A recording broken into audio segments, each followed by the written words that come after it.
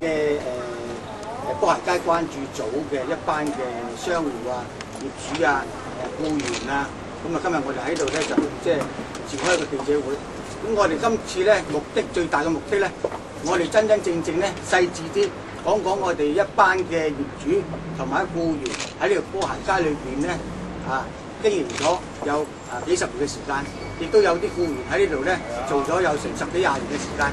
佢哋嘅對個波鞋街嘅感覺，對個波鞋街嘅嗰個諗法個美譽。咁今日咧，我哋亦都請咗嚟咧，就旅行社香港旅行社公主協會嘅會長林少陽先生，同埋我哋一個數學嘅博士。數學博士咧，我哋就講咧政府咧使多咗納稅人嘅10億8億將來都可能呢個項目可能要規管嘅。點樣規管法咧？規管咧就對於我哋納稅人實在公唔公平、公唔公道咧？咁我哋逐一陣咧，我哋都會話俾大家聽。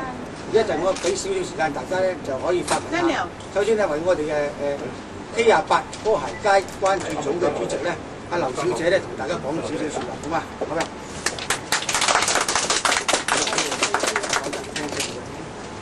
各位朋友早晨多謝你哋關心我哋咁我哋咧就係咧一班人即係裏面嚟講咧有我哋A28咧就有即係叫做希望保留呢條街嘅。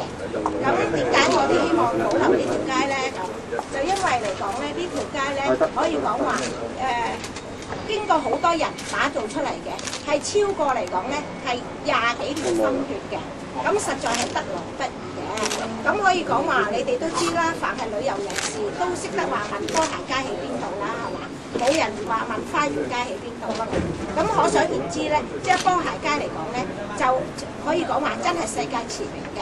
由於即係好多呢個商戶好多員工咁經過大家員工嘅努力嘅，能夠繼續嚟到咧為香港服務，就唔好咧將呢條咧世界難得嘅街咧嘥咗佢啦。咁不論係對稅局係嘛，對呢個培訓局亦都少咗壓力嘅，唔多唔少都有幫助嘅。咁同時嚟講咧，有啲人亦都係想走嘅，但係如果佢係想走嘅咧，即係我就希望咧有關部門咧就用翻佢嘅承諾嚟到去俾佢哋走，最好咧就係走嘅就走，留嘅就留啦。咁我一個比喻唔知啱唔啱，就係話有啲人譬如話帶我哋去飲糖水，咁啊好開心啦，都要飲糖水。咁但係有啲唔係喎，有啲嚟講有糖尿病嘅，咁你飲咗糖水點算咧？係咪話？咁同埋仲有咧喺呢度咧，我呼籲咧，希望政府有關部門體諒下、體恤下民情，我哋咁艱苦經營，能夠得到今日嘅日子，可唔可以用呢個多贏嘅方法咧？你哋啲報章講唔止一次嘅，實質上係可以雙贏嘅。其實唔止雙贏，係多贏，香港人贏，稅局贏。